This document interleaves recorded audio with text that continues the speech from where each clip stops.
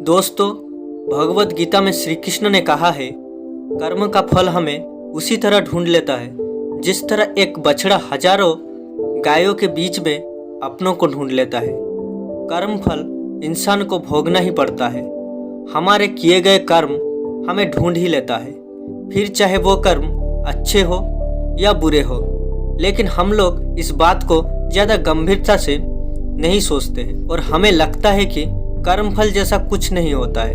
हम अक्सर उन लोगों के बारे में बात करते हैं जो दूसरे के साथ बुरा करते हैं, लेकिन फिर भी कोई उनका कुछ नहीं कर पाता है। यही सोचकर हम में से ज़्यादातर लोग बुरे काम करने लग जाते हैं।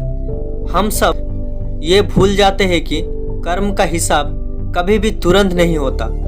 किसी के साथ बुरा करने वाला भले ही आज सुखी हो, लेकिन कभी ना कभी उसे उसका कर्म का फल भोगना ही पड़ेगा। दोस्तों, एक बार एक शहर से दूर गांव में एक दुकानदार था जो अपने ही गांव से एक व्यक्ति से रोजाना 1 किलो मक्खन खरीदा करता था। वो दुकानदार कई सालों से उस व्यक्ति से मक्खन की खरीदारी कर रहा था। एक दिन उस दुकानदार ने सोचा कि मैं रोज इस व्यक्ति से मक्खन खरीदता हूँ, लेकिन बहुत समय से मैंने इसके मक्खन का वजन तोलकर नहीं देखा। कल तोलकर देखूंगा कि यह मक्खन 1 केजी से कम तो नहीं देता। अगले दिन जब वो व्यक्ति मक्खन देकर गया, तब वो दुकानदार ने मक्खन का वजन किया तो देखा मक्खन सिर्फ 900 ग्राम है। उस दुकानदार को काफी गुस्सा आ गया। वो दुकानदार गुस्से में गांव के पंचायत के पास गया और उसने उस व्यक्ति की शिकायत कर दी।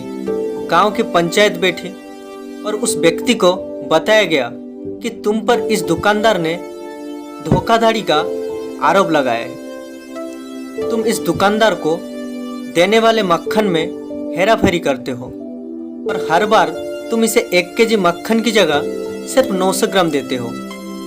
क्या तुम्हें अपनी सफाई में कुछ कहना है? वो व्यक्ति बोला, सरपंच जी, मैं तो एक गरीब आदमी हूँ। मेरे पास वजन तोलने के लिए सही माप नहीं है। मैं रोज इस दुकानदार से अपने लिए 1 किलो गेहूँ खरीदता हूँ और अगले दिन उसी गेहूँ का तराजू के एक तरफ रखकर इस दुकानदार के लिए मक्खन तोलता हूँ।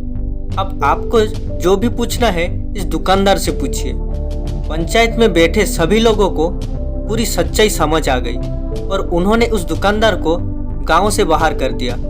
दोस्तों, ये छोटी सी कहानी हमें ये बात सिखाती है कि जैसे कर्म हम करेंगे उसका रिजल्ट भी हमें वैसे ही मिलेगी। हमारी चालाकी ही हमारे नुकसान कर देती है। हम जो भी दूसरों को देते हैं या दूसरों के साथ जो भी व्यवहार करते हैं वो कभी ना कभी लौटकर हमारे पास ही आता है। किसी के साथ अच्छा करोगे तो आपके साथ भी अच्छा ही होगा। उसी तरह किसी का बुरा सोचोगे और बुरा करोगे तो आपके साथ भी बुरा ही होगा।